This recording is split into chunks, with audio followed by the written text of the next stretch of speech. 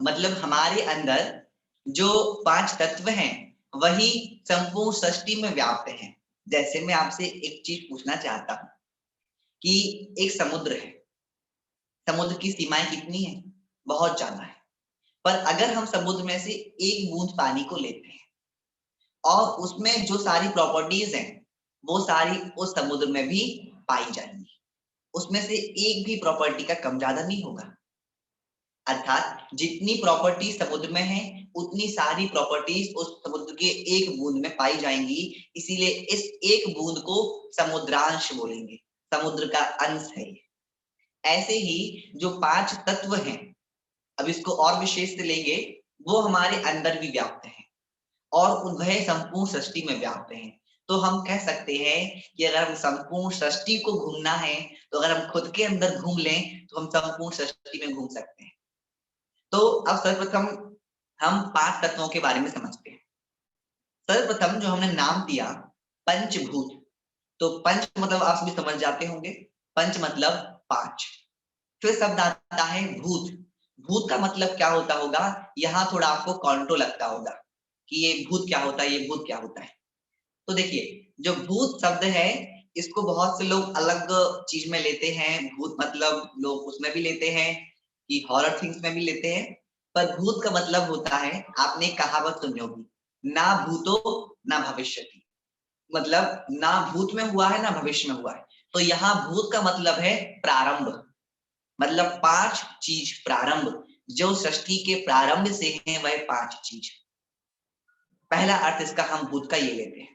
दूसरा, जब हम भूत की विश्लेषण करते हैं तो भूत शब्द का तात्पर्य में 2 शब्द आते हैं, भू और ता। भू का मतलब होता है भौतिक और ता का मतलब होता है अस्तित्व। मतलब इन 5 तत्वों से ही इस संपूर्ण भूतल का अस्तित्व है। अगर 5 तत्व क्या है?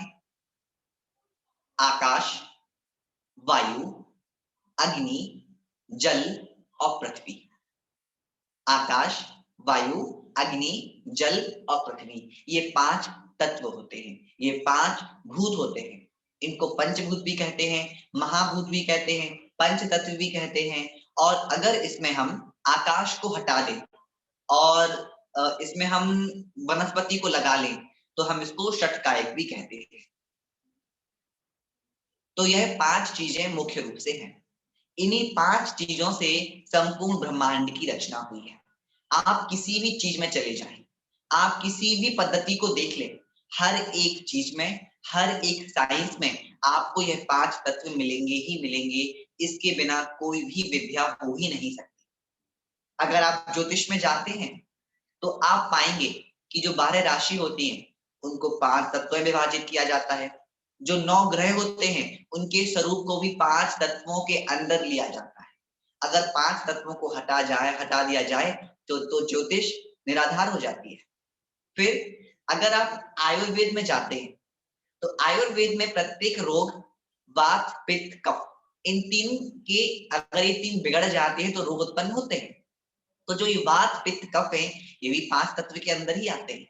कैसे आते हैं? जो वात है वो वायु, जो पित्त है वो अग्नि और जो कफ है वह जल और पृथ्वी।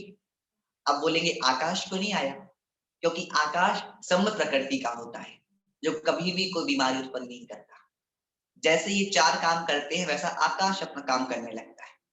अगर हम वास्तु में जाते हैं, पहले हम उसकी महिमा देख रहे हैं, नहीं तो आप बोर हो जाए, मैं बता दिया।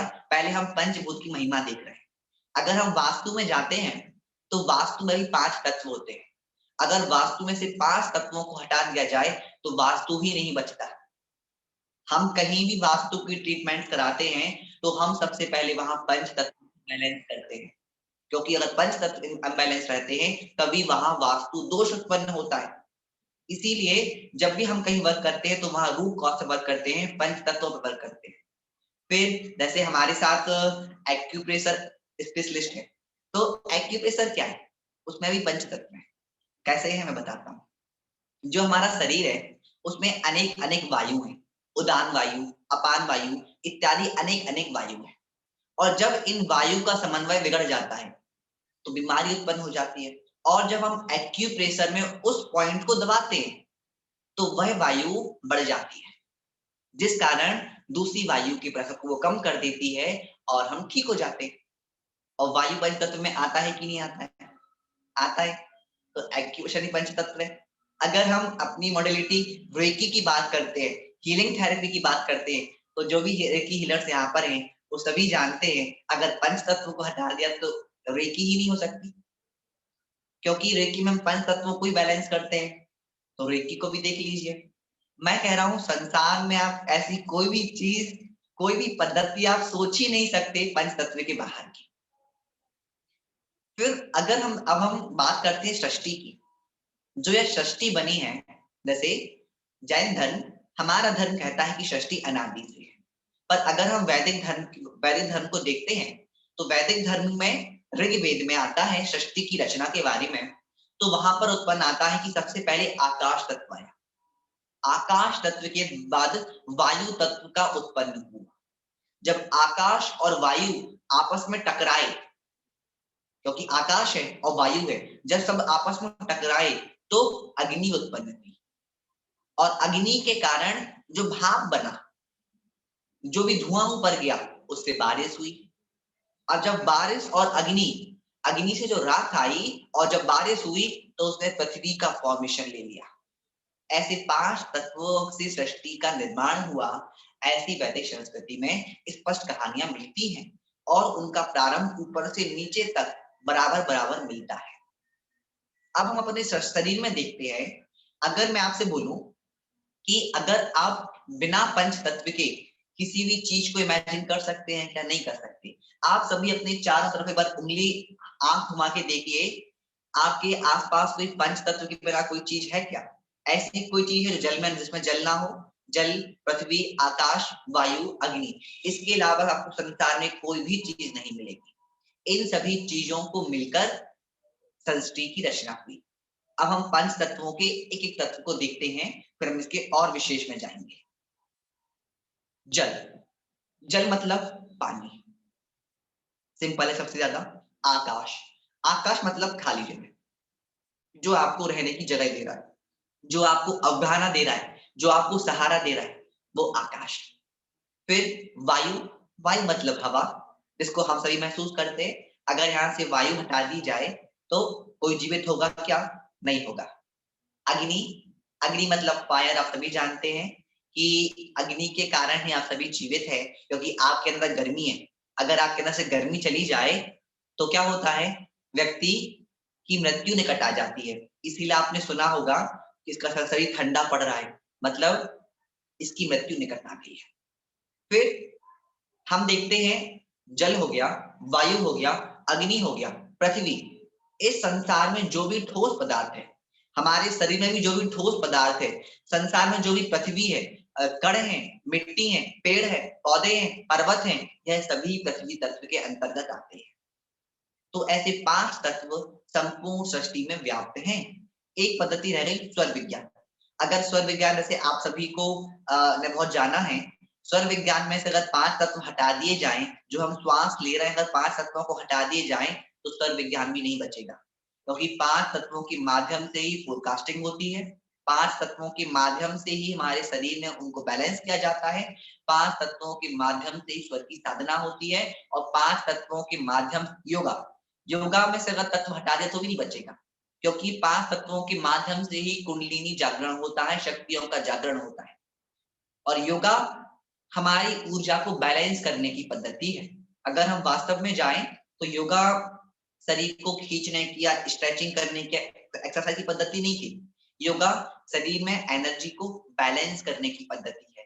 इसीलिए पतंजलि में से पहला सूत्र यही है, अथ योग, अब योग, सब चीज छोड़ के अब योग। तो हम बात कर रहे थे पंच तत्वों की, तो ऐसे ही हमारे संपूर्ण शरीर में भी, हमारा संपूर्ण शरीर भी 5 तत्वों से निर्मित है। हमारे शरीर में जो भी लिक्विड है, जो भी ब्लड है, जो भी लिक्विड है, वो कौन सा तत्व है? जल तत्व। हमारे शरीर में जो भी ठोस पदार्थ है, हड्डी हो गया, यह कौन सा तत्व है? पृथ्वी तत्व है। हमारे शरीर में जो भी वायु है, आप सभी जानते हैं, अगर वायु हटा दी जाए तो कोई जीवित नहीं रहेगा। शरीर में जो भी वायु है वह कौन सा तत्व है? वायु तत्व है। हमारे शरीर में जो भी अग्नि है, अग्नि भी आप जानते हैं जठराग्नि होती है, जिस कारण खाना पचता है, हमारा शरीर गर्म रहता है। यह कौन सा तत्व है? अग्नि तत्व है।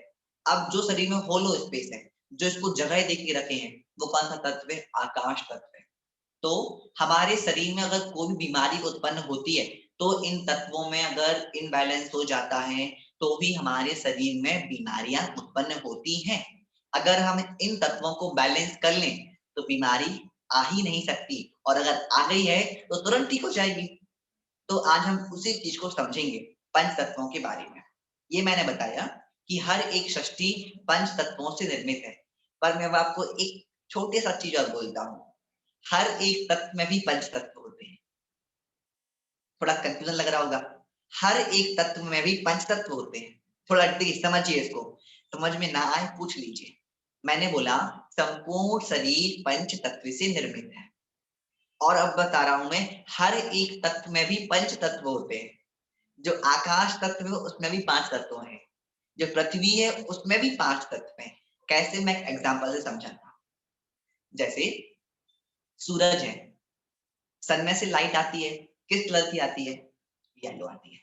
आती है। अगर हम वहां पर प्रिज्म को रख देते हैं, तो वो लाइट कितने में डिवाइड हो जाती है? 7 में, क्योंकि सन की लाइट में भी 7 कलर्स हैं, पर येलो कलर की इंटेंसिटी ज्यादा है, जिस कारण वो हमें दिख रहा है। जैसे सामने एलईडी चल रही है, कौन सी लाइट दिख रही है? व्हाइट। पर अगर हम वहां पर उसको रखते हैं, तो उसमें से भी 7 कलर्स आ जाते हैं, लाइट्स आ जाती हैं। क्यों? क्योंकि हर एक लाइट में, हर एक प्रकाश के केंद्र बिंदु में 7 रंग हैं, 7 प्रकाश हैं। बस वहां निर्भर करता है कौन से प्रकाश की मात्रा, कौन से प्रकाश की इंटेंसिटी ज्यादा है। ऐसे ही पांच तत्वों में भी हर एक तत्व में बाकी के तत्व भी हैं, क्योंकि उस तत्व में उस तत्व की इंटेंसिटी ज्यादा है, इसीलिए हम उसको लेते हैं। जैसे ज्योतिष में दशाएं होती हैं, महादशाएं होती हैं, महादशाओं के अंदर अंतरदशा होती है। स्वर विज्ञान में तत्व होते हैं, और हर तत्व के अंदर हर तत्व की दशा होती है, अंतरदशा होती है। नहीं समझे? जैसे आप सभी को राजेंद्र भैया ने स्वर विज्ञान पढ़ाया था, तो वहां उन्होंने बताया होगा कि हम जो तत्व ले रहे हैं, जो श्वासों के माध्यम से जो तत्व जा रहा है, पृथ्वी तत्व जा रहा है, तो उस पृथ्वी तत्व 20 मिनट जाता है एक बार में। अगर 60 घंटे वो चल रहा है, तो 20 मिनट पृथ्वी तत्व का है, तो उस 20 मिनट में पांचों के पांच तत्व भी जाएंगे। पृथ्वी के साथ जल भी जाएगा, पृथ्वी के साथ अग्नि भी जाएगी, पृथ्वी के साथ वायु भी जाएगी, पृथ्वी के साथ आकाश भी जाएगा, और पृथ्वी के साथ पृथ्वी भी जाएगा। यह उसकी अंतरदशा है। थोड़ा डीपली जा रहे हैं। तो हर तत्व में हर तत्व सम्मिलित है। जैसे उदाहरण देता हूं मैं, जैसे जल है, जल में सिर्फ और सिर्फ जल तत्व नहीं है, उसमें बाकी तत्व भी है। इसीलिए जल गर्म हो जाता है, जल ठंडा भी हो जाता है, जल से चिप भी जाते हैं, जल हवाई बन जाता है, वेपर भी बन जाता है। और जल को अगर ज्यादा देर तक हम उसको करते हैं, तो वेपर के बाद और दूसरी प्रोसेस में भी कन्वर्ट हो जाता है। हर एक तत्व में हर एक तत्व का अंतर्भाव पाया जाता है। समझ में आ रहा है कि ऊपर से क्या आ रहा है समझ में? थोड़ा चेहरे देख लूं सभी के, कि सभी को समझ में आ रहा है कि नहीं आ रहा है, कंफ्यूज तो नहीं हो रहे हैं? देखिए समझिए, समझिए, क्योंकि बहुत इंपॉर्टेंट चीज है। तो हर एक सृष्टि में 5 तत्व हैं, 5 तत्वों से संपूर्ण सृष्टि निर्मित है, और हमारे शरीर में भी 5 तत्व हैं, और इन्हीं से हमारा संपूर्ण शरीर निर्मित है। मैं जानता हूं इस विषय को इसीलिए लिया, क्योंकि जो इतने अच्छे हमारे बीच में हीलर्स हैं, स्वाति आंटी, संगीता आंटी, कमल आंटी, सभी लोग जो भी हैं, उन सभी का भाव था कि आगे क्योंकि जो भी टॉपिक्स होंगे, उन सभी में पंच तत्व जरूरी है, उसके बिना कुछ नहीं हो सकता। मैंने बताया, अगर वास्तु भी होता तो पंच तत्वों के बिना नहीं होता, ज्योतिष भी नहीं होता, रेकी भी नहीं होती, हीलिंग भी नहीं होता, कुछ होता ही नहीं। तो यह पंच तत्व बहुत बेसिक ज्ञान है, तो इसको मैं सबको समझना चाहिए। तो हमारे शरीर में भी 5 तत्व स्थित हैं। उसको हम कैसे पहचाने मैंने बता दिया, जो हम वायु ले रहे हैं। और जानते हैं, अगर हम इन पंच तत्वों को अपने हिसाब से कर लेते हैं, जो ये पंच तत्व हैं, अगर हम उनको अपने हिसाब से ढाल लेते हैं, तो आप जो चाहे वह कर सकते हैं, आप जो चाहे वह कर सकते हैं। अब जो चाह में बहुत सारी चीजें आ जाती हैं, बहुत सारी चीजें आ जाती हैं। बहुत से लोगों ने कल्पना कर ली होगी कि आप वायु में उड़ सकते हैं, संभव है, क्योंकि हम देखते हैं 4 निधिधारी मुनिराज होते थे। बहुत से लोगों ने सोचा होगा कि हम अग्नि में चल सकते हैं, संभव है। जल में हम डूब नहीं सकते, संभव है, पर अभी के टाइम में संभव नहीं है। इन 5 तत्वों को अगर हम अपने हिसाब से पूरी तरह से शुद्ध कर लेते हैं, अपने अनुकूल बना लेते हैं, तो हम कहीं बीमार नहीं होंगे, सबसे बड़ी बात। क्योंकि सिद्धियां तो बाद में, अगर आप बीमारी रहे तो सिद्धियां किस काम की? तो हम बीमारी नहीं होंगे, यह हमारी सबसे बड़ी सिद्धि है। हम खुद ब खुद ठीक हो जाएंगे, यह हमारी सबसे बड़ी सिद्धि है। तो यह पंच तत्व जो चीज है, इनको हम कैसे अपने अनुकूल करें? सबसे पहले हम इनका अपने शरीर में स्थान देख लिया हमने, कहाँ कहाँ है। हमारे शरीर में 72% जल तत्व है, शरीर में 72% जल तत्व है, 12% पृथ्वी तत्व है, 6% अग्नि तत्व है, 4% आकाश तत्व है और बाकी वायु तत्व है। यह हमारे संपूर्ण शरीर में तत्वों का रेशियो इस प्रकार है। अब यह तत्व हमारे शरीर में कैसे नियंत्रित होते हैं, उसके पहले मैं आपको एक उदाहरण देता हूं। मैंने बताया संपूर्ण शरीर पंच तत्वों से बनी हुई है। जैसे आज पूर्णिमासी है, आज पूर्णिमा है, तो आज जो समुद्र की लहरें होंगी वो ऊपर की हो जाएंगी, जाएंगी, सभी जानते हैं हाई टाइड और लो टाइड होती है। समुद्र जो चंद्रमा है वो उसको खींचता है, इसीलिए आपने सुना होगा पूर्णिमासी के दिन और अमावस्या के दिन जो मेंटली डिस्टर्ब होते हैं उनकी हालत और बिगड़ जाती है। सुना है सभी ने कि नहीं सुना? नहीं सुना क्या? आप किसी भी अगर साइकोलॉजिकल डॉक्टर से बात करेंगे तो पूर्णिमासी और अमावस्या, इन 2 दिन जो भी मेंटली डिस्टर्ब लोग होते हैं उनकी हालत और ज्यादा बिगड़ जाती है। उसका रीजन ये है कि हमारे शरीर में 72% वाटर है, तो जब वह चंद्रमा आसमान में आया तो पानी को अपनी तरफ खींचता है। तो पानी सिर्फ समुद्र का नहीं, आपके अंदर का भी पानी। तो इसीलिए आप जिस स्थिति से गुजर रहे हैं वह बढ़ जाती है। और अगर हम पूर्णिमासी और अमावस्या के दिन कोई विशेष चीज करते हैं जिसको हम चाहते हैं कि हमारे जीवन में बढ़े, तो अगर हम उस चीज को करते हैं तो वह चीज हमारे जीवन में बढ़ जाती है। इसीलिए पूर्णिमासी की साधना होती है। पूर्णिमासी का अलग ध्यान होता है, क्योंकि अगर हम ध्यान करते हैं तो हमारे जीवन में ध्यान का प्रभाव बढ़ जाता है। आप जो भी करेंगे उसका प्रभाव बढ़ जाता है। अब हम देखते हैं इस शरीर में पंच तत्व कहाँ से नियंत्रित होते हैं। जैसे आपको सभी ने बताया होगा पहले कि हमारे शरीर में 7 चक्र होते हैं। उन 7 चक्रों में से 5 चक्र 5 तत्वों को नियंत्रित करते हैं। जो हमारा मूलाधार चक्र है वह पृथ्वी तत्व को नियंत्रित करता है। जो स्वादिष्ठान चक्र है वह जल तत्व को नियंत्रित करता है। जो मणिपुर चक्र है वह अग्नि तत्व को नियंत्रित करता है। जो अनाहत चक्र है वह वायु तत्व को नियंत्रित करता है। और जो विशुद्धि चक्र है वह आकाश तत्व को नियंत्रित करता है। यह तत्व, यह चक्र इन तत्वों को नियंत्रित करते हैं। और आप जानते हैं हम जो शब्द बोल रहे हैं हर शब्द में भी 5 तत्व है। मतलब हर तत्व, हर शब्द की अपनी एनर्जी है। हम कहते हैं नवकार मंत्र महामंत्र है, इससे सारे काम हो जाते हैं। उसका कारण क्या है? क्या कारण है? कोई बताएगा कारण क्या? मैं बताता हूँ। चूंकि नवकार मंत्र में ड़ा और मा शब्द बार बार आता है, इसीलिए ड़ा शब्द पृथ्वी का सूचक है और मा शब्द वायु का सूचक है। जब ये दोनों शब्द मिल जाते हैं तो हमारे चारों तरफ एक सुरक्षा कवच का निर्माण हो जाता है, जिससे हमारी नेगेटिविटी से रक्षा हो जाती है। फिर नवकार मंत्र में रा शब्द भी अत्यंत बार आता है। जो रा और सा शब्द है वह सिद्धियों को देने वाला है, हमारे मन में सोचे हुए कार्य को पुष्ट करने वाला है, क्योंकि उस शब्द में वह ऊर्जा है। उस शब्द में अग्नि तत्व है और अग्नि तत्व एनर्जी को रिप्रेजेंट करता है, ऊर्जा। तो वह हमारे इस काम को करने वाला है। फिर नवकार मंत्र में आकाश तत्व के सूचक शब्द भी आते हैं, हा भी आता है।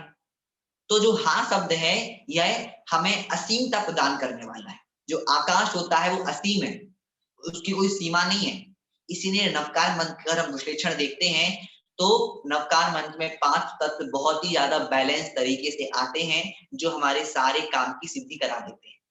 इसीलिए मंत्र विज्ञान में बीजाक्षरों का बहुत महत्वपूर्ण योगदान है।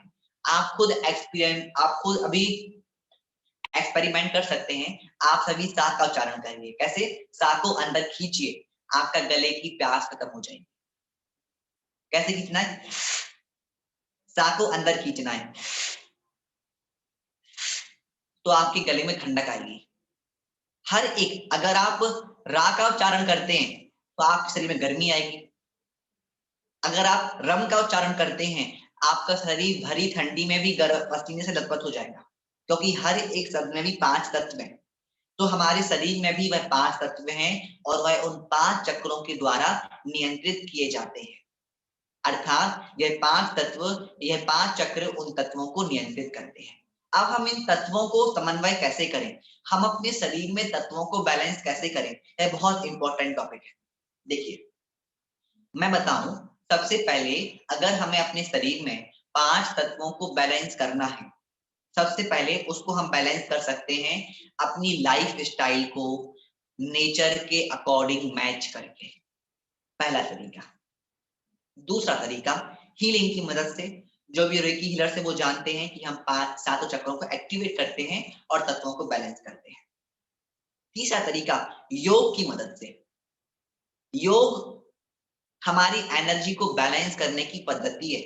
पर आज मतलब मैं किसी को क्रिटिसाइज नहीं कर रहा हूं, पर आज योग बनाम रोग कर देते हैं। मतलब योग सिर्फ रोग के लिए होता है, ऐसा नहीं है। ये उसका साइड इफेक्ट है।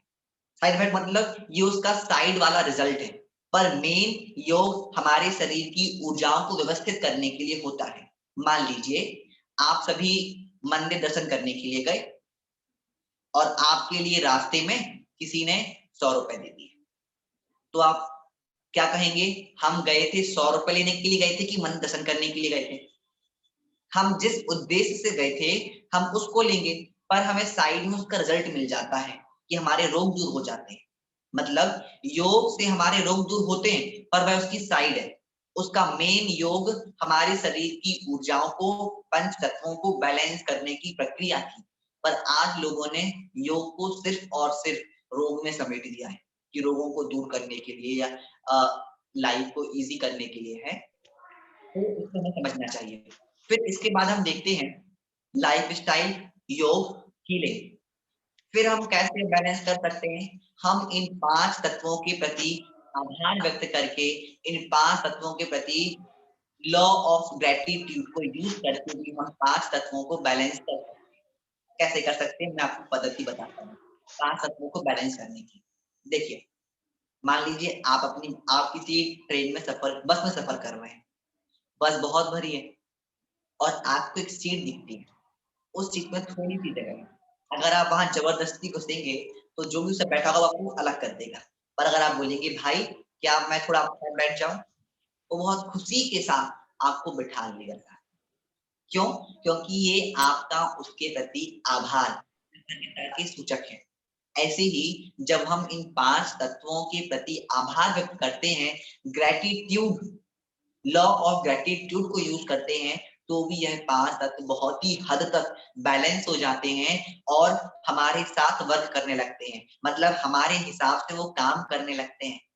पर हम कैसे करें, मैं बताऊंगा। सबसे पहले हमारे शरीर में एक मैं प्रक्रिया बताता हूँ। हम सभी नहाते हैं, नहाते हैं सभी। क्यों नहाते हैं? उसका रीजन क्या है? शरीर की गंदगी साफ, वैसे बहुत से लोगों को लगेगा कि शरीर की गंदगी साफ करने के लिए, नहीं। हमारे नहाने का उद्देश्य गंदगी साफ करना नहीं था शरीर। चूंकि हमारे शरीर में वाटर कितने परसेंट है? 72%। तो जब यह वाटर आपके 72% वाटर के ऊपर से बहता है, तो वह आपके उस वाटर को प्यूरिफाई करता है। इसीलिए हम पानी से नहाते हैं। मेन रीजन ये है। इसको मैं एक एग्जांपल से समझाता हूँ। सभी जानते हैं यूरेनियम क्या होता है? जानते हैं यूरेनियम क्या होता है? सभी जानते हैं। जो यूरेनियम वेपन्स में जिसका फाइनेस्ट प्रोडक्ट यूज किया जाता है, बहुत ही बारीक और बहुत ही प्योरेस्ट फॉर्म यूज किया जाता है, उसको प्योर कैसे किया जाता है? यूरेनियम के बाउल को यूरेनियम की रॉड से निकाला जाता है बार बार। मतलब समझ लीजिए यूरेनियम की रॉड है और उसके छल्ले बना के उसमें से निकाला जाता है बार बार, क्योंकि जब यूरेनियम आपस में टकराता है तो वो अपनी उच्चतम अवस्था को प्राप्त होता है, सबसे ज्यादा प्यूरिफाई होता है। ऐसे ही जब हम पानी से नहाते हैं या जब हम स्नान करते हैं तो वह जब पानी आपस में टकराता है तो वह अपनी आपस की गंदगी को और विचारों को छोड़ देता है, इसीलिए हम नहाते हैं। जो हमारे शरीर में 72% वाटर है उसको प्यूरिफाई करने के लिए। तो आप एक चीज कर सकते हैं, जब भी आप पानी पिए उस पानी के प्रति बहुत ही ज्यादा आभार व्यक्त करें, बहुत ही ज्यादा। क्योंकि समझ लीजिए अगर अगर आप 1 महीने से प्यासे हैं और आपके सामने भगवान आ जाते हैं, बोलेंगे वरदान मांगो, आप क्या मांगेंगे? मुझे गाड़ी दो, बंगला दो, ये मांगेंगे कि पानी दो? क्योंकि जिस चीज की आपको नीड है सबसे ज्यादा आप उसको लेंगे ना। तो ऐसे ही जब भी आप पानी पीते हैं उस पानी के प्रति बहुत ही ज्यादा आभार व्यक्त करें कि मैं आपका बहुत आभार व्यक्त करता हूँ, मैं इस जल का बहुत आभार व्यक्त करता हूँ जो हमारी प्यास को बुझाएगा, हमारे ऊपर उपकार करेगा, इसका बहुत बहुत आभार। फिर उसको पानी को पिए तो यह पानी आपके अंदर एक अलग इम्पैक्ट डालेगा, यह आपके शरीर के ऊपर एक अलग रिजल्ट दिखाएगा। दूसरा, जब भी आप कुछ खाते हैं, क्योंकि जो खा रहे हैं वो क्या है? पृथ्वी तत्व है। तो जब भी आप कुछ खाते हैं तो उसके प्रति भी आभार व्यक्त करें। इसीलिए भारतीय संस्कृति में खाने के पहले प्रार्थना करने का नियम था। तो जब भी आप कुछ खाते हैं उसके प्रति आभार व्यक्त करें, उसको नमस्कार, नमस्कार इन द सेंस उसके प्रति बिल्कुल ग्रेटिट्यूड, बहुत ही ज्यादा उसके प्रति आभार, नमन भाव रखना, फिर उसको खाएं। तो वह आपके अंदर पृथ्वी तत्व को शुद्ध करेगा। फिर जो भी आप वायु लेते हैं इसके प्रति आभार व्यक्त करें। अब आप बोलेंगे भैया पानी तो हम 2 घंटे में एक बार पीते हैं तो हम कर सकते हैं, खाना हम 6 घंटे में एक बार खाते हैं तो हम कर सकते हैं, वायु के प्रति समय लेते हैं तो हम अपना काम करेंगे कि आभार व्यक्त करेंगे। तो यहाँ पर हमें एक की दी गई कि जब भी आपको थोड़ा ध्यान आए तो आप 5 सेकंड रुकिए, वायु का आभार व्यक्त करिए, फिर अपना काम करने लगिए। फिर आपको बीच में क्लिक हो, 5 सेकंड रुकिए, वायु का आभार व्यक्त करिए कि जो मैं ये वायु ले रहा हूँ इसका मैं बहुत आभार व्यक्त कर रहा हूँ, बहुत आभार। यह विश्व की सबसे ज्यादा ऊर्जावान वायु को मैं अपने अंदर ले रहा हूँ जो मुझे पूर्ण रूप से स्वस्थ बनाएगी। क्योंकि वायु वह चीज है जो अगर शांत है तो आपको शांति देती है, पर अगर जो अशांत हो जाती है तो पर्वत को भी हिला देती है। सभी जानते हैं कि तेज हवा में क्या क्या गिर जाता है, और अगर शांत होती है तो कितना अच्छा हमें लगता है कि मंद मंद हवा, ठंडी ठंडी हवा चल रही है। तो वायु वही चीज है। फिर इसके बाद आकाश तत्व को हम अग्नि तत्व को कैसे अपने अंदर शुद्ध करें?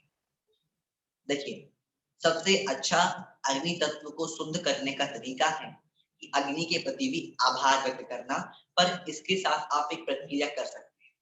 आप जहां पॉसिबल हो तो वहां आग जलाएं, अगर पॉसिबल नहीं है तो एक घी का दीपक जलाएं और 5 मिनट दोनों हाथों को सीधा दीपक के सामने करके बैठ जाएं सीधे, और 5 मिनट पीठ को दीपक के सामने करके बैठ जाएं। इतना करने मात्र से ही हमारे शरीर का अग्नि तत्व शुद्ध हो जाता है। इसके पीछे क्या रीजन है बताता हूँ। देखिए हमारे शरीर में बहुत से कुछ सेंसिटिव पॉइंट्स होते हैं कि अगर वहां पर कोई चीज जाती है तो वो पूरे शरीर को इम्पैक्ट डालती है। पहला है हमारी हथेलियां, दूसरा है हमारी नाभि, तीसरा है हमारे पैर के पंजे, चौथा है हमारा अनाहत चक्र वाला पार्ट। ये बहुत सेंसिटिव पॉइंट्स होते हैं। तो जब भी हम उस अग्नि के सामने अपने दोनों हाथों को ऐसे करके बैठते हैं तो हमारे दोनों हाथ, हमारी नाभि और हमारी आंख, इनके माध्यम से अग्नि हमारे अंदर जाती है और हमारे अंदर विद्यमान अग्नि को शुद्ध करती है। और जब हम पीठ दिखा के अग्नि की तरफ बैठ जाते हैं तो हमारे चूंकि सातों चक्र हमारी रीढ़ की हड्डी के सहारे विराज स्थित हैं तो उनकी ऊर्जा बढ़ती है और जो अग्नि तत्व को संतुलित करती है। क्लियर हुआ? अब आकाश तत्व, अगर मैं मैं पर्सनली सबसे ज्यादा किसी तत्व को पसंद करता हूं तो वो आकाश तत्व है।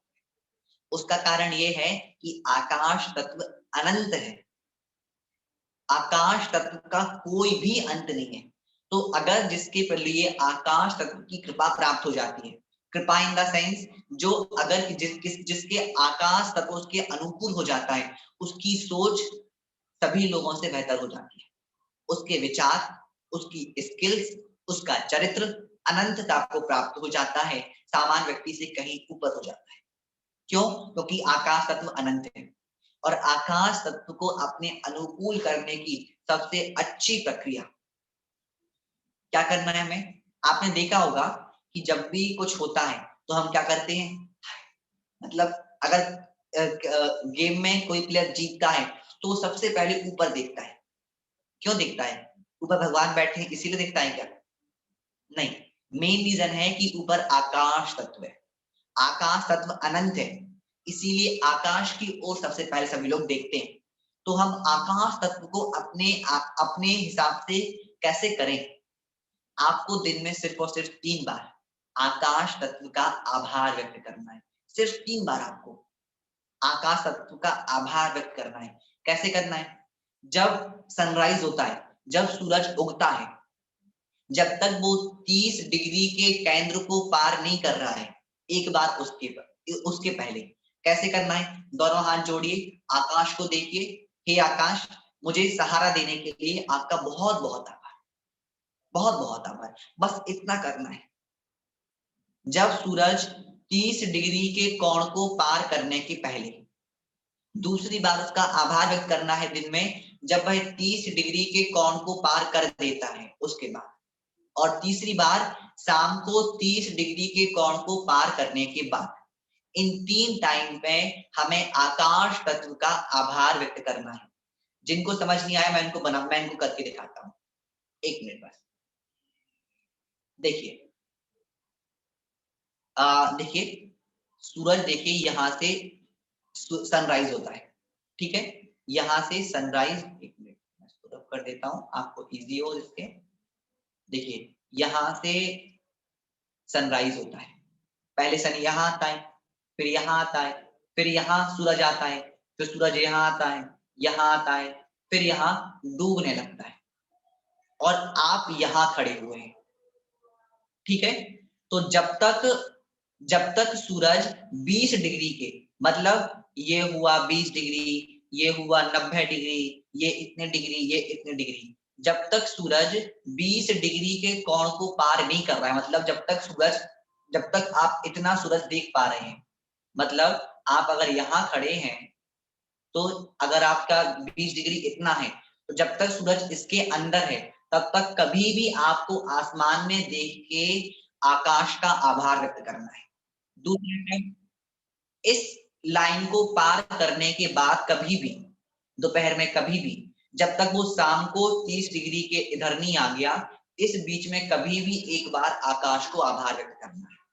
और फिर शाम को जब वो 30 डिग्री के कोण को पार कर देता है, समझिए अब शाम हो गई है, तो जब वो शाम को 30 डिग्री के कोण के अंदर आ जाता है, तब आपको आकाश को देख के आकाश का आभार व्यक्त करना है। इतना करने मात्र से ही आपको लगेगा ये बहुत मामूली चीज है, पर इतना करने मात्र से ही आकाश तत्व हमारे अनुकूल होने लगता है और आकाश तत्व असीमित है, उसकी कोई सीमा नहीं है। और अगर आकाश तत्व हमारे अनुकूल हो जाता है तो वह हमारी बहुत ही हद तक हमारी मदद कर सकता है और हमारी अनेक अनेक खूबियों को बहुत ज्यादा बढ़ा सकता है। क्लियर हुआ? आकाश तत्व को कैसे करना? देखिए, मुश्किल से 15 मिनट लगेंगे। 5 मिनट शाम, 5 मिनट सुबह, 5 सेकंड सुबह, 5 सेकंड दोपहर में, 5 सेकंड शाम को। ये 15 सेकंड आपके जीवन को परिवर्तित कर सकते हैं। अगर आप 21 दिन करते हैं तो 22वें दिन आप खुद मुझे बताएंगे कि भैया मैंने ये महसूस किया। बस आप करके देखिए, ये इतनी सी चीज आपको बहुत ही हद तक ठीक कर सकती है। दूसरी चीज, हमारे शरीर में चूंकि 72% जल तत्व है, तो अगर हम 72% को अपने अनुकूल कर लेते हैं तो बहुत हद तक हम अपने शरीर पर नियंत्रण कर सकते हैं। तो मैं पर्सनली आपसे बोलूंगा कि जब भी आप बाहर से आए, जब भी आप बाहर से आए, जरूर आप शॉवर लें। जब भी आप बाहर से आए, जरूर आप नहाएं। उसका मेन रीजन ये है कि जब भी आप बाहर से आते हैं, तो आप बाहर की ऊर्जाओं को अपने साथ लेके आते हैं, और जब आप नहा लेते हैं, तो आपने जो भी ऊर्जाएं ग्रैब की थी, 1 मिनट प्लीज, जो भी ऊर्जाएं आपने ली थी बाहर से, जो आपके लिए अहितकर थी, वो सब चली जाती है 72% शरीर में से। इसीलिए जब भी आप बाहर से आए या सभा में से बैठ के आए जहां बहुत सारे लोग थे, तो आप जरूर अपने 72% बॉडी के अंदर पार्ट को साफ करें।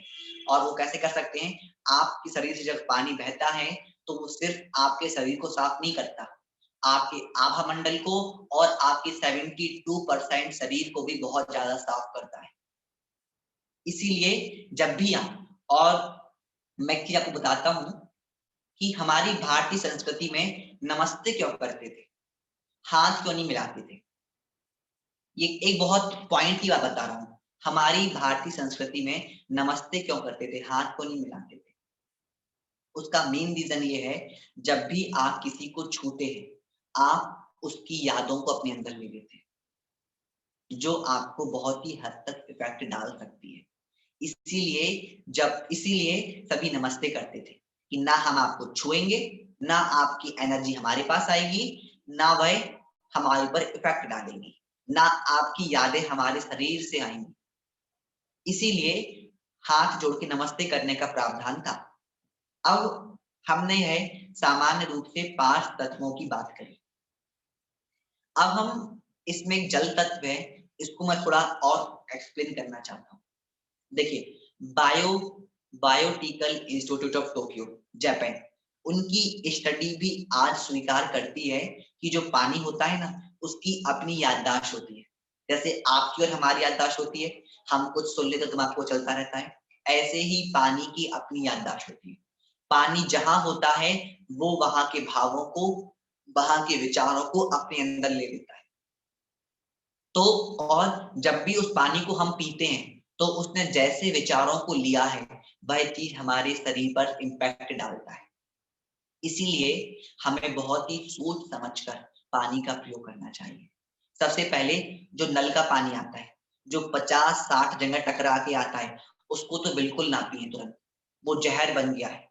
उसका मॉलिक्यूल स्ट्रक्चर चेंज हो गया है, केमिकल फॉर्म नहीं, मॉलिक्यूल स्ट्रक्चर उसका चेंज हो गया है। और अगर आप उसको 1-2 घंटे वैसे ही छोड़ देते हैं, तो वो वापस अपने मॉलिक्यूल स्ट्रक्चर में आ जाता है।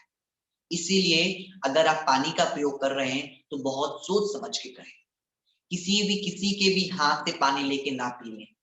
क्यों? क्योंकि उसके माइंड में क्या चल रहा था, उस पानी में स्टोर हो गया है, और जब आप उसको पिएंगे, तो वो हमारे शरीर पर इम्पैक्ट डालता है। इसीलिए हीलिंग में हम वाटर चार्जिंग टेक्निक को देखते हैं और पेशेंट को पानी चार्ज करके देते हैं।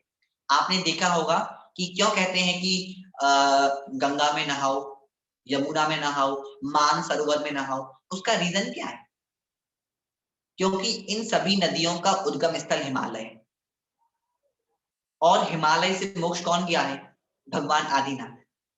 और अनंत अनंत मुनिराज हिमालय से मोक्ष गए, अष्टापद से मोक्ष गए। तो जब वो वहां से मोक्ष गए, तो उनकी एनर्जी वहां की हर एक शिला में विराजमान है, उनकी ऊर्जा वहां पर अभी भी व्याप्त है। तो वहां से जो पानी बहता हुआ आ रहा है, उसमें उनकी भी ऊर्जा आ रही है। इसीलिए उसको कहने लगे कि उसको नहाओ तो कर्म धुल जाएंगे, क्योंकि वो हमें भगवान की उस टाइम की एनर्जी मिल रही है, जो हमें एनर्जाइज बनाएगी। कर्म धुलना अलग बात है, उसको हम नहीं कह रहे हैं, वो हमें एनर्जाइज बनाएगी, वो हमें ऊर्जावान बनाएगी। इसीलिए वहां की नदियों का, वहां के जल का विशेष महत्व होता है। अगर हम पूजन करते हैं, तो हम अभिषेक करते हैं, तो भगवान का गंधोदक क्यों लेते? क्योंकि जो जल भगवान के ऊपर से बहा है, उसमें भगवान की ऊर्जा आ गई है। जल ही क्यों लेते हैं मेनली?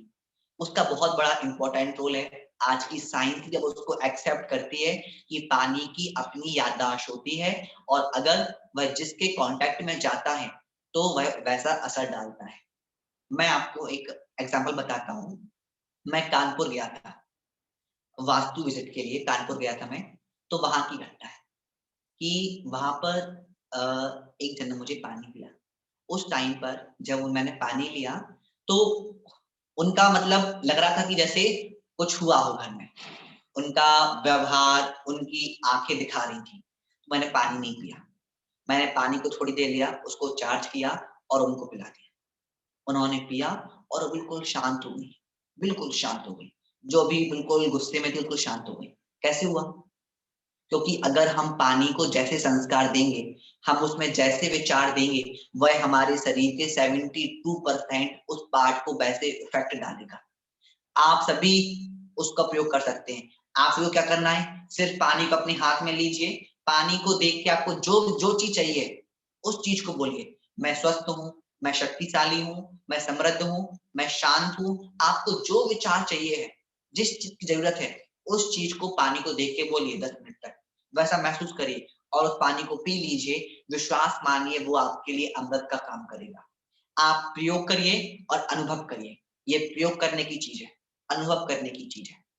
तो हमने देखा हम 5 तत्वों को अपने अनुकूल कैसे कर सकते हैं।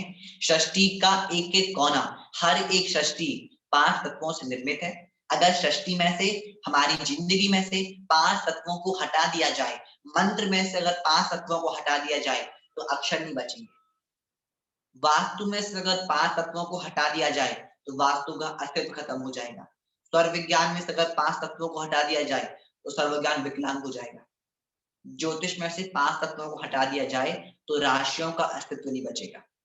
यह 5 तत्व हमारी संपूर्ण सृष्टि में, हमारे संपूर्ण मानव जाति के अलावा हर एक चीज में इनका बहुत ही बड़ा योगदान होता है। और इनको बैलेंस करके, इनको हम अपने अनुरूप करके अपनी सृष्टि को खुद की सृष्टि से मैच कर सकते हैं। इसीलिए टॉपिक था निज सृष्टि से पर सृष्टि। अगर हम 5 तत्वों को अपनी सृष्टि में बना लेते हैं, अपनी सृष्टि मतलब हमारे अंदर अगर हम 5 तत्वों को बैलेंस कर लेते हैं तो हम बाकी की संपूर्ण सृष्टि को अपने हिसाब से नियंत्रित कर सकते हैं। नियंत्रित मतलब हम जैसा चाहें, हम अपने हिसाब से स्वस्थ हो सकते हैं, हम अपने हिसाब से चीजों को एडजस्ट कर सकते हैं, हम मेंटल रूप पर स्टेबल हो सकते हैं, हम फिजिकल तौर पर स्वस्थ रह सकते हैं, हम अपनी सारी इच्छाओं को पूरा कर सकते हैं और हमारी हर एक शक्ति को हम बढ़ा सकते हैं अगर हम इन मात्र 5 तत्वों को अपने अनुकूल कर लें। यह छोटी सी चीज आपको और हम सभी को बहुत ही बड़ा योगदान दे सकती है। तो आप सभी इन 5 तत्वों को अनुकूल करें और इन 5 तत्वों को समझें। एक छोटी सी टिप आज के लिए मैं देता हूं, अपने घर में 5 तत्वों का संतुलन कैसे करें। सभी लोग कर सकते हैं। अपने घर में 5 तत्वों का संतुलन कैसे करें। ये वैसे वास्तु का पाठ है, पर 5 तत्वों की बात चली है तो मैं ले एक बस 1 मिनट का टॉपिक है। घर में 5 तत्वों को संतुलित कैसे करें। एक छोटी सी चीज, मुश्किल से 100 रुपए का खर्च आपके घर में 5 तत्वों को बैलेंस कर सकता है और बहुत सारी दिक्कतों को खत्म कर सकता है। क्या करना है, आप सभी को 4 नारियल लेने हैं। क्या लेना है? 4 श्रीफल, नारियल, नारियल कोकोनट। समझ में आ रहा है सभी को? 4 कोकोनट लेने हैं और 4 कलर का कपड़ा लेना है, सफेद, पीला, हरा और लाल। सफेद, पीला, हरा और लाल। लिख लीजिए, सफेद, पीला, हरा और लाल। ले लिया। और 4 आपको गोमती चक्र लेने हैं। गोमती चक्र लिख लीजिए, गोमती चक्र। 4 आपको गोमती चक्र लेने हैं और पीली सरसों लेनी है। पीली सरसों, येलो मस्टर्ड सीड और सफेद सरसों, व्हाइट मस्टर्ड सीड। ले लिया आपने। अब करना क्या है आपको, सिर्फ और सिर्फ कपड़े को खोलिए, एक एक कपड़े में एक एक नारियल। आपने व्हाइट कपड़ा खोला, उसमें थोड़ी सी पीली सरसों डाली, थोड़ी सी सफेद सरसों डाली, एक गोमती चक्र रखा, नारियल रखा, उस कपड़े को बांध दिया। बांध दिया। ऐसे ही चारों कपड़ों को आपने तैयार कर लिया। कर लिया। और आपको इन चारों नारियल को अपने घर के चारों कोनों में बांध देना है। अब जहां चाहे नहीं बांध दीजिए। जो आपका लाल रंग का नारियल है, मतलब लाल कपड़े का, उसको हमको बांधना है साउथ ईस्ट, आग्नेय कोण में, घर के आग्नेय कोण में, साउथ ईस्ट। जो आपका पीले रंग का कपड़ा है, जो आपका पीले रंग वाला नारियल है, उसको बांधना है साउथ वेस्ट, नैऋत्य कोण में, नैऋत्य कोण में। जो आपका हरे रंग का कपड़ा है, उसको बांधना है नॉर्थ वेस्ट, वायव्य कोण में, वायव्य कोण। और जो आपका सफेद रंग का कपड़ा है, उसको बांधना है ईशान कोण में, नॉर्थ ईस्ट। आप विश्वास मानिए, आप बोलेंगे भैया इनसे कैसे 5 तत्व नियंत्रित हो जाएंगे। मैं आपको बता देता हूं। चूंकि इन 5 तत्वों के 5 रंग हैं, जो टॉपिक रह गया है मैं 2 मिनट बता देता हूं। जो 5 तत्व है ना, इन 5 तत्वों के 5 रंग हैं। जो अग्नि तत्व है उसका रंग है लाल, जो पृथ्वी तत्व है उसका रंग है पीला, जो वायु तत्व है उसका रंग है हरा, और जो जल तत्व है उसका रंग है सफेद और नीला, और जो आकाश तत्व है उसका कोई रंग नहीं है। तो 5 तत्वों के अपने अपने रंग होते हैं। तो जब हम नारियल, नारियल कौन सा लेना है? पानी वाला, मतलब गीला नारियल, इतना बड़ा हरा वाला नहीं, जटाओ वाला था ना, पानी वाला, जिसकी डोसा के साथ चटनी बनती है। मेरे ख्याल समझ में आ गया होगा। नहीं तो आप हरा वाला ले लें, इतना बड़ा वाला, तो वो कहाँ बांधेंगे? वो वाला नहीं, जो इतना सा आता है अंदर पानी वाला। क्योंकि जो नारियल होता है, हर नारियल, नारियल को ग्रंथों में महापुरुष कहा है। क्यों? क्योंकि नारियल में 5 तत्व हैं, जल भी है, वायु भी है, अग्नि भी है, पृथ्वी भी है और आकाश भी है। नारियल में 5 तत्व है। और जब उस नारियल को आप उस कलर के कपड़े से कोट करते हैं, तो वो यूनिवर्स से उस एनर्जी को अट्रैक्ट करता है। जैसे मैग्नेट आयरन को अट्रैक्ट करती है, हथनी हाथी को अट्रैक्ट करती है, ऐसे ही यह चीजें उन चीजों को अट्रैक्ट करते हैं। गोमती चक्र क्या होता है? आपको नेट पे मिल जाएगा। एक समुद्र में पाया जाने वाला एक प्रकार का इतना सा पत्थर होता है सफेद रंग का, जिसका फॉर्मूला होता है CH4। इसके बीच में ऐसे राउंड राउंड होते हैं, बीच में बहुत जगह, मतलब ऐसा सर्कल होता है बीच में, इसको गोमती चक्र कहते हैं। ये बहुत आसानी से मिल जाता है। तो जो यह वस्तुएं हैं, ये यूनिवर्स में से उस एनर्जी को खींचती हैं और आपके घर में उन चीजों को बैलेंस करती हैं। आप मानिए, हम कहीं भी वास्तु विजिट करते हैं, तो हम दूसरे दोष को तो दूर तो कराते ही हैं, पर हर घर में हम इस उपाय को करते ही करते हैं। हर घर में हम यह उपाय करवाते ही करवाते हैं। बाकी सारे ट्रीटमेंट अलग, इसको तो करवाते ही करवाते हैं। तो आप सभी चाहें तो इसको कर सकते हैं। अपने घर के भी 5 तत्वों को नियंत्रित कर सकते हैं, 5 तत्वों को घर में बैलेंस कर सकते हैं। क्योंकि अग्नि और जल दुश्मन है। अगर आपके घर में ये आपस में मिल रहे होंगे, तो घर में लड़ाई झगड़ा हो रहा होगा। पृथ्वी और जल दुश्मन है, अगर ये दोनों मिल रहे होंगे, तो घर में आर्थिक हानि हो रही होगी। तो ये बहुत बड़ा प्रकरण है, तो मैंने शॉर्ट में बता दिया। अब इन 5 तत्वों के अपने साउंड भी हैं, इन 5 तत्वों की अपनी वाइब्रेशन है। कौन कौन से हैं? जो पृथ्वी तत्व है उसका साउंड है लम, पृथ्वी तत्व में से आवाज आती है लम की। जो वायु तत्व है उसका साउंड है वम। आप बोलेंगे ये चक्र का साउंड है, पर मैं आपको ही बताता हूँ उसको। ये बस ये बहुत बड़ा टॉपिक है, फिर भी हम ले लेते हैं। अग्नि तत्व है उसका साउंड है रम, और अनाहत वायु तत्व है उसका साउंड है यम, और आकाश तत्व है उसका साउंड है हम। जो ये तत्व हैं, ये साउंड इनके हैं।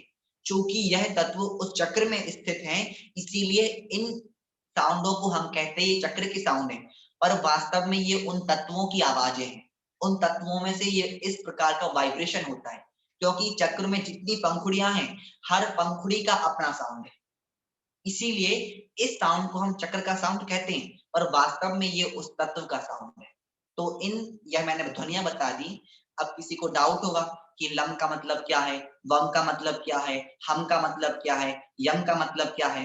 इसको मैं बस एक चीज समझाता हूँ। मैंने ये ताली बजाई, आवाज क्या आई? थम। अब इसका मतलब क्या है?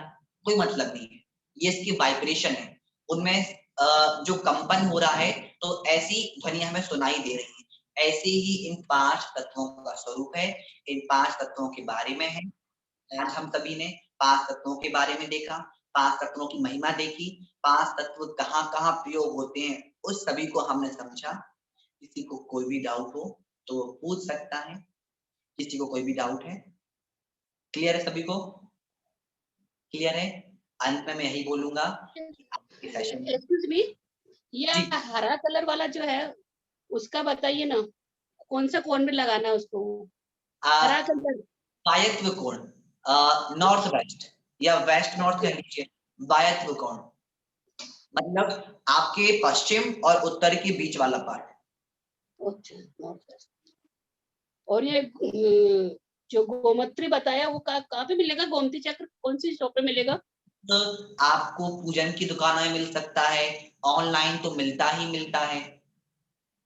लाल वाले का क्या बताया था सर?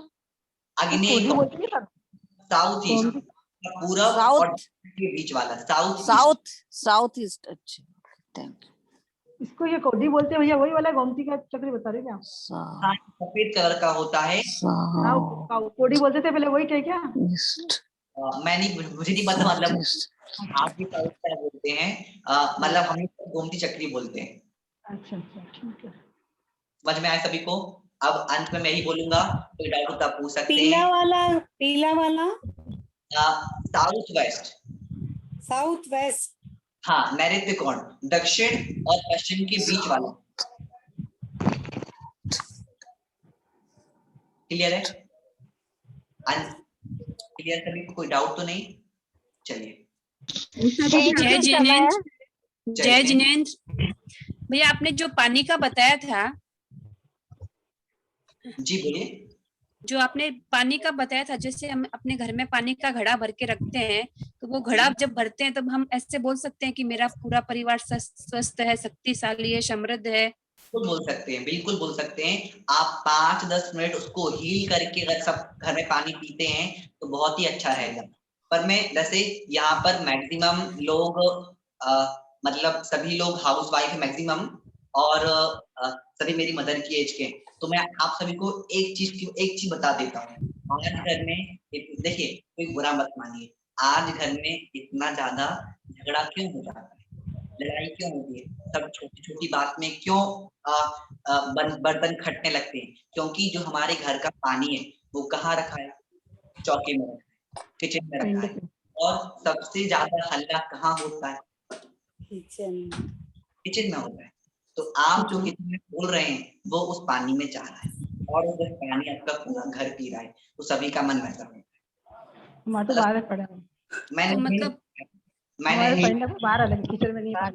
मतलब 10 मिनट तक पहले उसको बोल के फिर रखना है।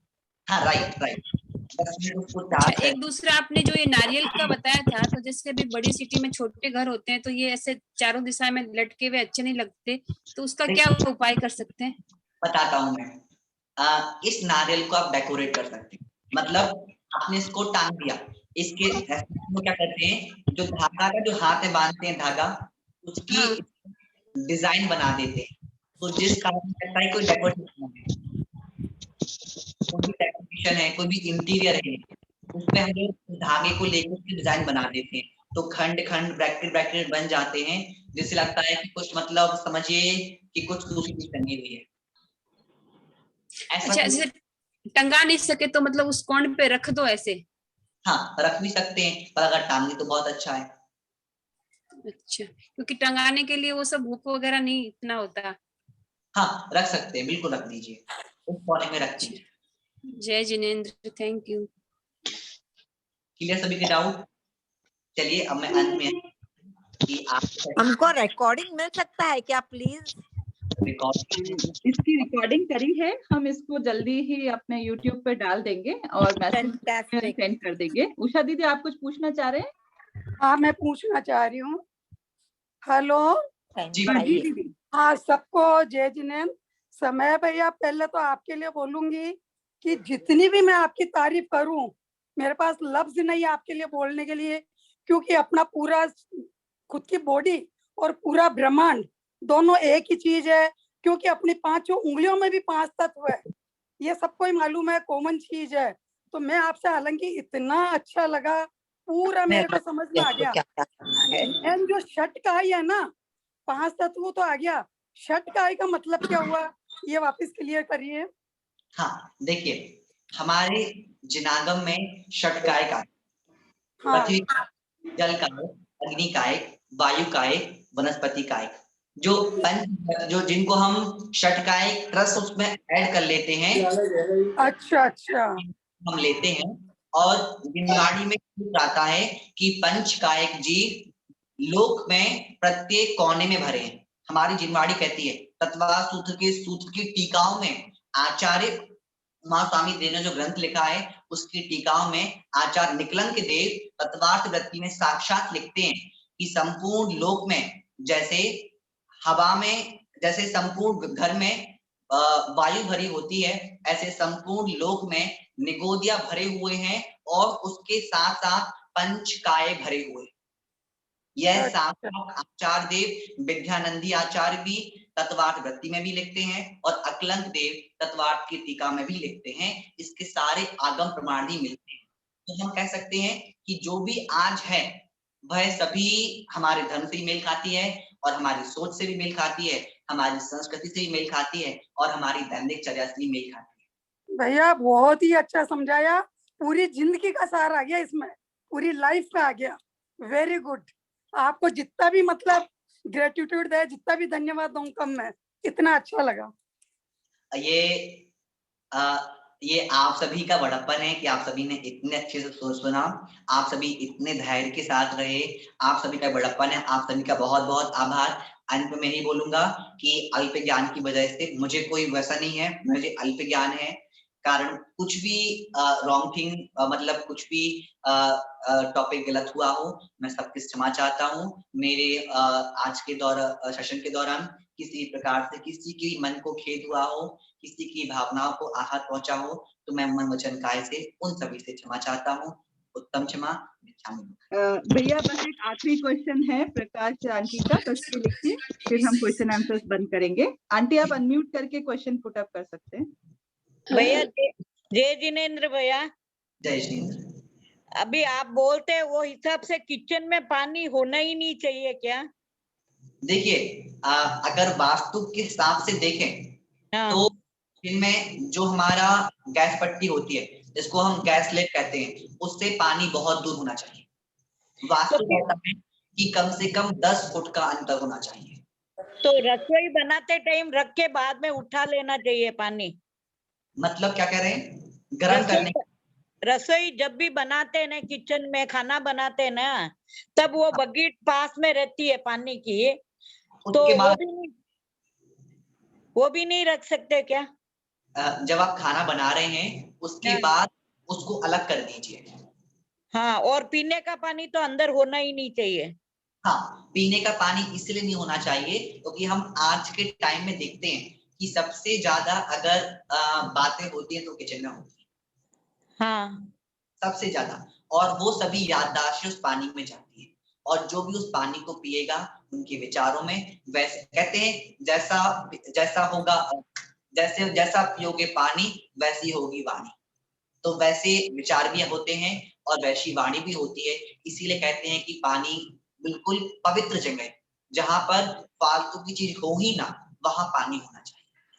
बहुत बहुत धन्यवाद भैया, आपका बहुत अच्छा शासन बनाया था, बहुत धन्यवाद आपका। बहुत ही अच्छा भैया। वो जय जिनेंद्र भैया, वो नारियल को कितने टाइम के बाद बदलना होता है? 1 साल। और उसको पानी में विसर्जन करना होता है? पानी विसर्जित कर दीजिए, या कहीं पॉन्ड में डाल दीजिए, या वेल में डाल सकते हैं, या रिवर में फ्लो कर सकते हैं। मतलब किसी को देना नहीं होता ना? हाँ, क्योंकि आपके घर में टंगा रहा है, आपके घर में जो भी नेगेटिविटी थी उसने एब्जॉर्ब कर लिया और घर में इसलिए वो किसी को देते नहीं है। ओके, थैंक यू भैया। जय जिनेंद्र, बहुत अच्छा लगा। बहुत बहुत धन्यवाद समय भैया, बहुत ज्ञान मिला है आपसे। आप सभी का बड़प्पन है, आप सभी का बहुत बहुत धन्यवाद। आप सभी इतने अच्छे से बैठे रहे, आप सभी ने इतने धैर्य के साथ सुना, आप सभी का बहुत बहुत धन्यवाद। अभी मैं बोलूं? जी विश यू बेस्ट। स्वाति में बोलूं क्या? जी या बोलिए किसी और आंटी। से मैं हो?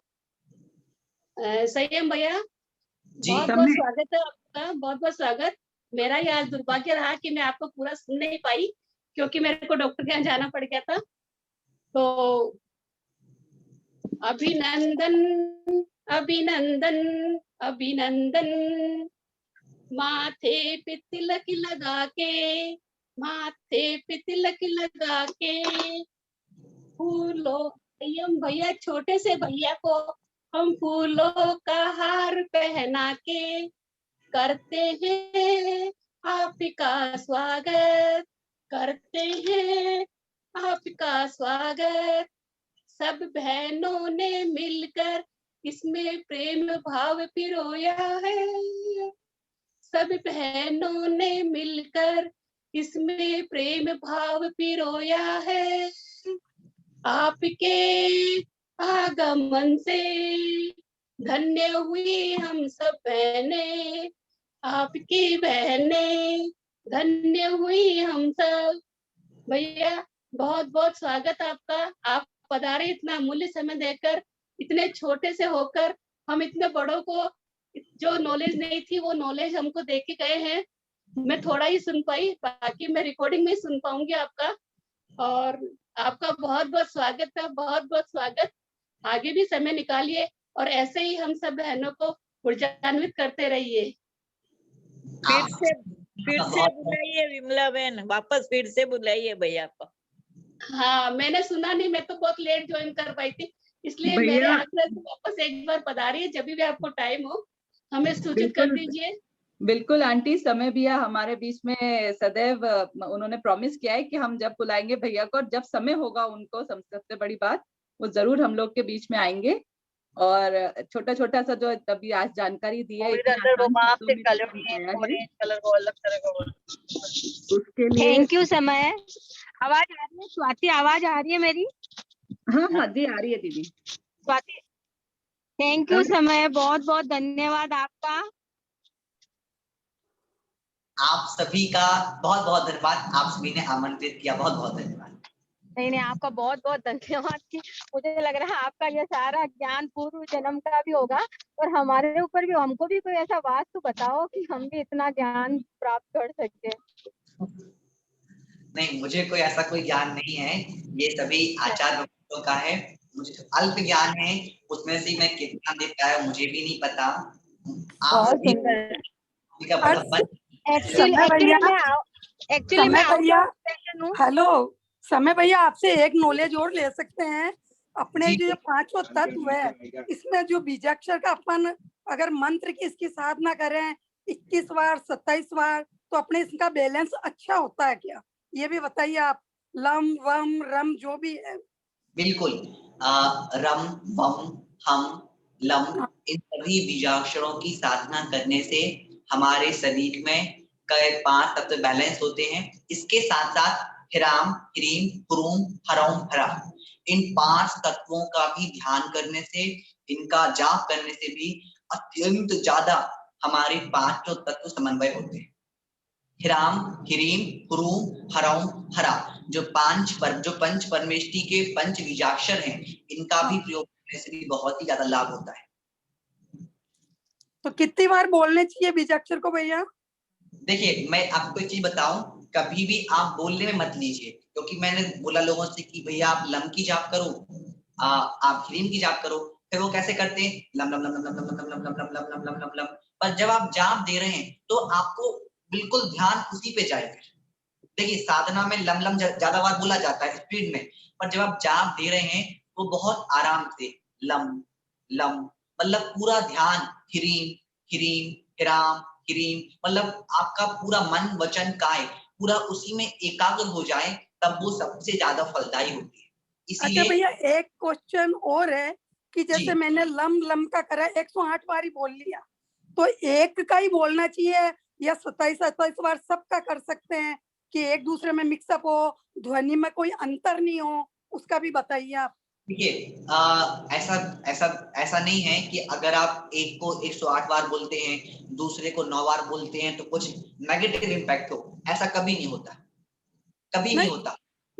ध्वनि का परिवर्तन थोड़ा मतलब शुद्धता का जो शब्द बोलते हैं ना, कुछ हल्का सा फर्क हो तो देखिए, पहले एक का ही करना चाहिए या 9 बार 27 बार सबका करना चाहिए? मेरी माने तो पहले एक का करना चाहिए, मेरी माने, क्योंकि जब हम स्वरों में तत्वों को देखते हैं, तत्वों की साधना करते हैं तो एक को ही लेते हैं, जिससे एक के बाद दूसरा बैलेंस हो, फिर तीसरा बैलेंस हो, एक एक को ले हम। अगर आप सभी को एक साथ लेंगे तो वो टाइम भी ज्यादा लगेगा। और जैसे समझ लीजिए आपके पास 10 लोग थे, आपने 2 से बोल दिया तुम ये काम करो, तुम ये काम करो, तुम ये काम करो, तो उनको सारे काम करने में बहुत देरी लगेगी। पर अगर 10 के 10 एक काम को करें, एक एक करके निपटाएं, तो वो काम बहुत जल्दी हो जाएगा। ऐसे ही अगर आप पूरे मन वचन काय से या पूरे चित्त साधना से एक एक को लेते हैं तो मेरा पर्सनली ये है कि वो ज्यादा बेनिफिशियल है। थैंक यू भैया। भैया जी कितनी बार और कितना कितना टाइम कर सकते हैं वो भी थोड़ा बताइए, और कितना दिन एक शब्द को, एक अक्षर को? अगर अगर देखिए जैसे जो मुझे पता है कि मैं फिर नाम भूल गया, राजीव भैया आपको पहले स्वर विज्ञान के बारे में बता चुके हैं। तो अगर आपको स्वर विज्ञान स्वर के हिसाब से अपना तत्व देखना आता है तो आपका जिस दिन आप जब कर रहे हैं आपका जो तत्व चल रहा है उस तत्व को करिए। पर अगर आपको स्वर विज्ञान का तत्व अगर आपको स्वर विज्ञान के हिसाब से तत्व नहीं आता है तो आप 21 दिन एक तत्व, फिर 21 दिन एक तत्व करके भी कर सकते हैं। और अगर आप तत्व देख लीजिए, अगर आप जल तत्व कर रहे हैं तो आपको जल मुद्रा बनानी है, आपके हाथ ऐसे हो इस मुद्रा में आप। और अगर आप पृथ्वी तत्व को कर रहे हैं तो आपके हाथ ऐसे। अगर आप आकाश तत्व कर रहे हैं तो मुद्रा ऐसी हो। और अगर आप अग्नि तत्व को कर रहे हैं तो आपकी अगर आप वायु तत्व को कर रहे हैं तो आपकी मुद्रा ऐसी हो। ऐसे अपन कर सकते हैं। इसमें एक और चीज बताऊं, जब भी आपको डर लगे, बहुत लोगों को बहुत डर लगता है, अगर आप इस मुद्रा को बनाते हैं तो आपका डर तुरंत थोड़ी देर में दूर हो जाता है। क्यों? क्योंकि दोनों अंगूठे किसको दर्शाते हैं? अग्नि को। और जब हम इन सभी को मिला लेते हैं तो ये 5 तत्व मिलके आपके अंदर की डर की भावना को बहुत जल्दी दूर कर देते हैं। तो इसको हम वैसे विजय मुद्रा कहते हैं। इसका नाम विजय मुद्रा है कि हर जगह जीत दिलाती है, पर जीत तभी होती है जब डर चला जाता है। तो इसका भी आप प्रयोग कर सकते हैं। और कोई डाउट किसी को नहीं? चलिए, थैंक यू सो मच भैया। थैंक यू शब्द भी आज छोटा लग रहा है आपके सामने, और आपने इतना अच्छा हमें समय दिया और इतना अच्छा हमें ज्ञान दिया। और ये तो बहुत छोटा सा ज्ञान है, ये मुझे पता है। अभी आपके पास में बहुत ऐसे ज्ञान छुपे हुए हैं, तो हम आपसे रिक्वेस्ट करेंगे कि समय समय पे हम लोग को भी इससे लाभान्वित करें। और आपका बहुत बहुत हृदय से धन्यवाद। यहाँ पे मुंबई सेशन की तरफ से, सबकी तरफ से मैं आपका बहुत बहुत धन्यवाद करती हूँ कि आपने अपना इतना अमूल्य समय दिया। समय भैया ने समय दिया, बहुत बड़ी बात हो गई। Thank you so much. और सभी आज यहाँ जुड़े हुए हैं, सबका बहुत बहुत धन्यवाद। सबने अपना इतना अमूल्य समय निकाल के आप लोग सब जुड़े, तो सबका साथ बहुत बहुत धन्यवाद।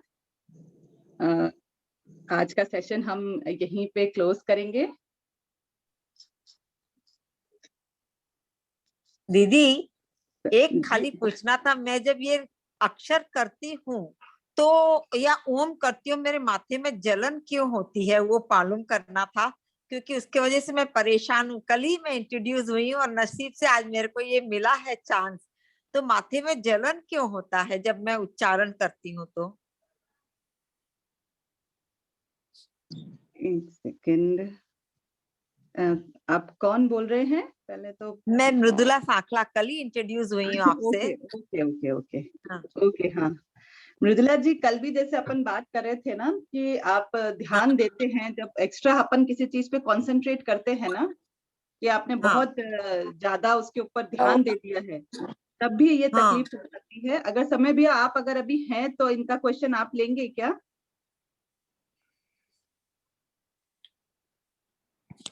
मिनट में लेता हूँ, 1 मिनट। जी, तो वो है कि जब हम ध्यान देते हैं तो हमारी सारी एनर्जी वहां केंद्रित हो जाती है, और सबसे ज्यादा हम ध्यान देते हैं तो हमारे आज्ञा चक्र पे उसका प्रेशर पड़ता है। बिल्कुल सही।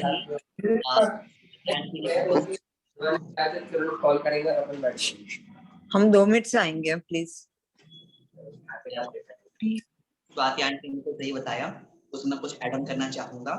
देखिए, अगर कोई भी चीज बहुत टाइम तक रुकी हुई है, मतलब अगर किसी भी चीज में ब्रेक लगा है बहुत टाइम तक, फिर अगर हम उसको स्टार्ट करते हैं तो थोड़ी अटकती है, आगे पीछे होती है, फिर वो अच्छे से वर्क करना स्टार्ट करती है। जैसे आप सभी जानते होंगे, या कोई भी चीज अगर स्टॉप हो गई है या फंस गई है तो उसको थोड़ा चालू होने में थोड़ा टाइम लगता है। ऐसे ही जब ओम का उच्चारण करते हैं तो ओम शब्द में 5 बीजाक्षर आ जाते हैं, तो पंच परमेश्वर के सूचक हो जाते हैं। तो जो हमारी वो नीचे से ऊपर की ओर आने लगती है, क्योंकि किसी ने उस एनर्जी को कंटिन्यू नहीं कर रहे हैं, और हो सकता है आपको वहां पर ज्यादा ब्लॉकेज हो, तो जिस कारण वहां पर एनर्जी का प्रभाव बढ़ रहा है और आपको वहां पेन हो रहा है। यह दिक्कत मैक्सिमम टाइम हम लोग को शांभवी महामुद्रा करते टाइम आती है। जो जानते होंगे शांभवी महामुद्रा, उसको करते टाइम यह दिक्कत बहुत ज्यादा आती है, क्योंकि हमारे इस पॉइंट पर एनर्जी हाईएस्ट होती है, और जब आप ध्यान करते हैं हो सकता है आपके यहाँ पर ब्लॉकेजेस हो, और जब हाईएस्ट एनर्जी यहाँ पर कंसंट्रेट हो रही हो तो आपको वहां पर पेन हो रहा हो। पर इसके कारण आप उस चीज को रोकिए मत, आप उस चीज को रोकिए मत, आप अपने ध्यान को जी। कहीं आके उस चीज को करते जाइए। जी हाँ, आप अपने जैसे आप अपने ध्यान को कहीं और रखें, इस चीज को करते जाइए, उसका स्टॉप मत करिए, क्योंकि आपकी एनर्जी वहां पर इंक्रीज हो रही है। जो हो सकता है वहां पर ब्लॉकेजेस हो उनको ओपन कर रही हो, वहां पर एनर्जी की प्रेजेंस इंक्रीज हो रही हो, जो निश्चित तौर पे आपको बहुत ज्यादा बेनिफिशियल रहेगी। बाकी और कोई चाहे तो बिल्कुल उसमें ऐड ऑन करें, या कहा और अपन उसको और अच्छे से कर सकते हैं। अच्छा, तो मैं क्या आपका कांटेक्ट नंबर ले सकती हूँ? मुझे थोड़ा ज्यादा तकलीफ होता है और मैं करे बिना रह नहीं सकती। मैं हर 2-4 दिन में वापस ट्राई करती रहती हूँ, मैं रुक ही नहीं सकती हूँ, ट्राई करती रहती हूँ और फिर तकलीफ होती है, फिर थोड़ा रुक के वापस चालू करती है। तो उसी के बारे में थोड़ा गाइडेंस चाहिए था। मेरे नसीब से मैंने ये चैनल। जी, आप ऐसा करें, रात में सोने से पहले एक आधे घंटे गुनगुना पानी लें, हल्का सा गुनगुना पानी, उसमें सेंधा नमक डालें, रॉक सॉल्ट डालें, और उसमें 15 मिनट बैठे। उसमें 15 जी मिनट वापस रिपीट करेंगे, मेरे को आवाज नहीं आई। आपको हाफ बकेट, आधा बाल्टी गुनगुना पानी जी। लेना है, टेम्पर्ड वाटर लेना हाँ। है, उसमें आपको रॉक सॉल्ट ऐड करना है, सेंधा नमक जिसको व्रत वाला नमक भी कहते हैं, उसको उसमें ऐड किया, और 15 मिनट आपको उसमें पैर डाल के बैठना है। अच्छा, हाँ, सोने से पहले। और कितना नमक डालूं? जैसे आधा बाल्टी है, 1। अच्छा, ये क्या करेगा, ये आप रात में कर सकते हैं। ये मेनली क्या करेगा, आपके शरीर की नेगेटिविटी को एब्जॉर्ब कर लेगा। तो अच्छा। जिस आपको इसमें रिलीफ हो जाएगा। मैं फिटकरी से नहाती हूँ उसके लिए, कभी कभी, मतलब 2-3 दिन में एक बार। फिटकरी से वो नहाते हैं? ठीक है, फिटकरी का पानी, थोड़ा फिटकरी घोल लेती हूँ पानी में। देखिए, मैं जो हम लोग नहाने के लिए एडवाइस देते हैं, जैसे जी पता, हम लोग मैक्सिमम टाइम सैंधे मतलब सॉल्ट वाटर बाथिंग के लिए बोलते हैं। जी। आपसे फिटकरी को नहाने के लिए किसने बोला? वो हमारे भक्तांबर इसमें बताते हैं कि उससे नेगेटिविटी निकलती है, तो घोल के थोड़ा नहा करो करके सबको बोलते हैं, जनरली सबको। ये अभी कोविड के हिसाब से बताया था, तो साल भर से वही प्रैक्टिस मैं तो नहीं करती हूँ, मैं हफ्ते में 1-2 दफे नहाती हूँ। बाकी ये लोग ऑफिस से आते हैं तो रोज नहाते हैं, थोड़ा 2-3 बार घोल के 2-3 बार बकेट में घुमा के नहा लेते हैं ऐसे। आप कर सकते हैं, पर जो और अगर आप चाहें तो सॉल्ट वाटर बाथिंग भी कर सकते हैं। हाँ, सॉल्ट वाटर बाथ मतलब पाँव में।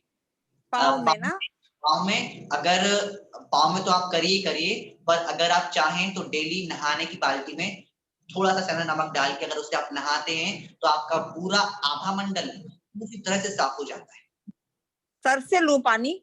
हाँ, जो भी आपके अंदर नेगेटिविटी है वह पूरी तरह चली जाती है, पूरी तरह। Okay okay, thank you so much, thank you so much.